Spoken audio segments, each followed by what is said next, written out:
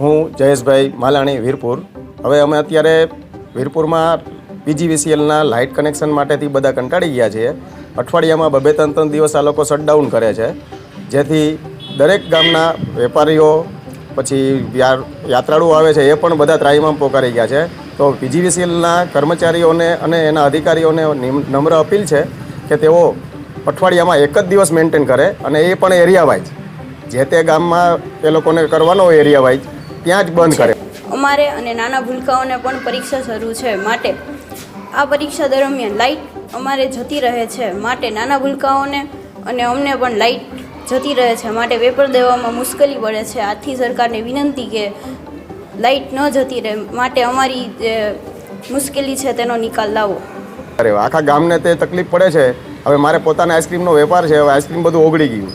આ 2 કલાકનું કહી અને 12 કલાક લાઇટ ના આવે તો માણસ ક્યાં જાય? આજે પરીક્ષાઓ ચાલે છે છોકરાઓની, નાના બાળકો દુઃખી છે, ગેસ્ટ હાઉસવાળા દુઃખી છે, પ્લસ જે સરકારી હોસ્પિટલ છે ત્યાં પણ લાઇટ ઇમરજન્સીમાં નથી, જનરેટરની સુવિધા ન. પરીક્ષા દરમિયાન લાઇટ જતી રહે છે, એટલે એક તો ગરમીનો સમય છે અને અંધારું પણ થોડું થાય, એટલે બાળકોને પેપર લખવામાં ખૂબ જ તકલીફ પડે છે, ક્યારેક લોબીમાં પણ બેસાડવા પડે.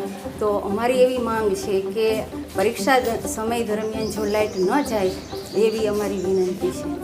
પ્લસ જે સરકારી હોસ્પિટલ છે ત્યાં પણ લાઇટ ઇમરજન્સીમાં નથી, જનરેટરની સુવિધા ન હોય, તો આ લોકોને અમારી નમ્ર એવી અપીલ છે કે તાત્કાલિક ધોરણે જે કાંઈને મેન્ટેન કરવાનું હોય અઠવાડિયામાં એક જ દિવસ અને બનતા સુધીમાં જેટલું ઝડપી થાય એટલું પૂરું કરે, એના માટે અમારી નમ્ર અપીલ છે.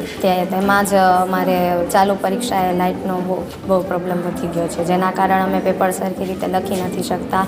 ખૂબ જ ગરમીના કારણે બહુ જ મૂંઝવણ થાય છે, પેપર લખાતા નથી, અને જે પરીક્ષાના ટેન્શનની સાથે આ પણ બહુ વધી ગયું છે, જેથી અમે જીએબી ડિપાર્ટમેન્ટમાં એવી માંગ કરીએ છીએ લાઇટનું જે છે પ્રોબ્લેમ તેનું અમને નિરાકરણ કરીએ છીએ.